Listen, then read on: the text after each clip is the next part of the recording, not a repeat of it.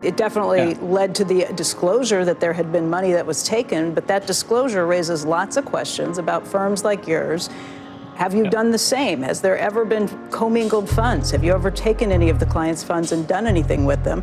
And again, why should we believe you? Because Sam Bankman-Fried told everybody, no, that hasn't happened. And he tweeted a lot of the same stuff that you've been tweeting in recent days, which I think gets back to this idea of show me the money.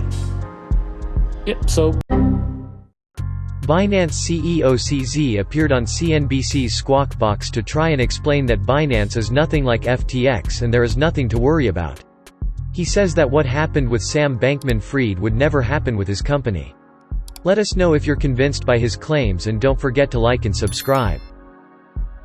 So, no, but an audit from a Big Four auditor would reveal that, CZ. If you could get a Big Four auditor to say that, if you're saying that some of them don't want to work with you, that raises questions too. They don't want to work with you because you don't have the files and the data that would make them feel comfortable signing off and giving that stamp of approval? Actually, many of them don't even know how to audit crypto exchanges. They don't really, when they audit, they're very used to auditing a firm. We want to be transparent. We want to set the golden standard for reliability, solidness in this space. So do it. Would you be able to handle it if somebody asked you for $2.1 billion back? Would that be okay? Would you be able to still withstand things? We're financially okay. Including you have $2.1 billion to give away. If somebody came to claw that back, you'd still be fine? We'll let the lawyers handle it. We are financially strong. So many issues about trust and credibility and integrity in this space. And I want to talk about FTX in a moment, but I want to start with what's happening at your own firm, given the outflows this week. I saw that you said on an AMA, this is one of these Ask Me Anything, you said there's no amount of withdrawals that would put us under any pressure. But that, I think, is a very bold statement to be making. How are people and why should people trust that their money is safe at this point? So I think thanks, Andrew, for having me. And the well-run crypto exchanges should hold user assets one-to-one. So user deposit Bitcoin, we hold it in Bitcoin, we move to a cold wallet, we keep some in the hot wallet. And people, they sell it. Now the Bitcoin belongs to somebody else, but we still hold it in the cold storage. People can withdraw 100% of the assets they have on Binance. We will not have an issue in any given day. So 100% of the users withdraw 100% of the assets, we'll be fine. This is very different for traditional financial people to understand because banks run on fractional reserves. And the traditional regulators, many of them may think that it's okay for crypto businesses to be running on fractional reserves.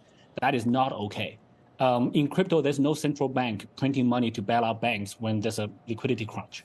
So crypto businesses have to hold user assets one-to-one. And that's what we do. It's very simple. What was happening here could have been avoided if, and tell me if I'm wrong about this, you allowed customers to deposit and hold USDC instead of what it looked like was that you auto-converted them into your own exchange dollar. Am I wrong? There's minor corrections. So number one is we do the auto conversion into BUSD, which is not issued by us, which is not the exchange dollar. It's actually issued by a New York DYF licensed entity, Paxos. So the reserves are in New York. It's a stable coin. The problem we had before is we have many different types of stable coins on Binance. And Bitcoin trades against USDC, Bitcoin trades against BUSD, and the USDT. There's TUSD, there's a bunch of other things. And then it's very difficult for users to find the best price. So we said, okay, they're all stable coins and they should convert one-to-one. So let's combine all of them into one so that the users just they want to buy Bitcoin, they go to Bitcoin BUSD and they find it. On the deposit and withdrawal, we do the conversion. We have channels to convert them one-to-one. But the channels we have actually have to go through a bank because to convert from BUSD to USDC, we have to sell BUSD into US dollars, cash in a bank, move it to a different bank account, and then buy USDC at a different institution. So that day, we had more users trying to buy or trying to deposit BUSD and withdrawing USDC. And we ran out of that. And the bank that does the conversion doesn't open until 6 hours later. And that's a bank in New York. So we were actually blocked. This issue was actually caused by a bank. So That's what, and stablecoin is the only one we convert. Every other asset, people deposit Bitcoin, we hold Bitcoin. People deposit Ethereum, we hold Ethereum. Right. And you understand why I'm asking that question, because it does appear in that instance, at least, that when you said no amount of withdrawals would put you under pressure, by default, it put you under pressure, whether it was you're doing or some other bank's doing. And so the question is, longer term, would you reevaluate how you do that? So we have the assets to convert. So there's no margin, no leverage. We just needed the bank to open. So the bank opened 6 hours later. It was fine. In terms of the credibility of Binance, you disclosed that Binance holds about $60 billion of crypto assets. But thus far, you haven't disclosed your liabilities. And I wonder why that is and whether you will. Yeah, so we are working with firms to do the audited financials, liabilities, etc.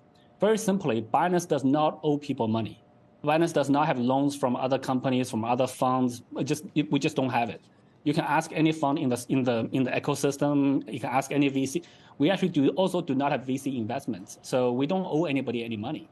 And we also do not have loans to other people that we depend on for our next payroll. So we are very simple, very self-contained type of organization, and we manage our cash very simply.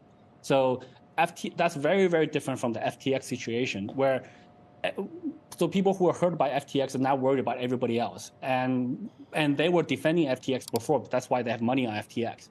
So, but just because they're bitten by one snake doesn't mean that every other animal is the same.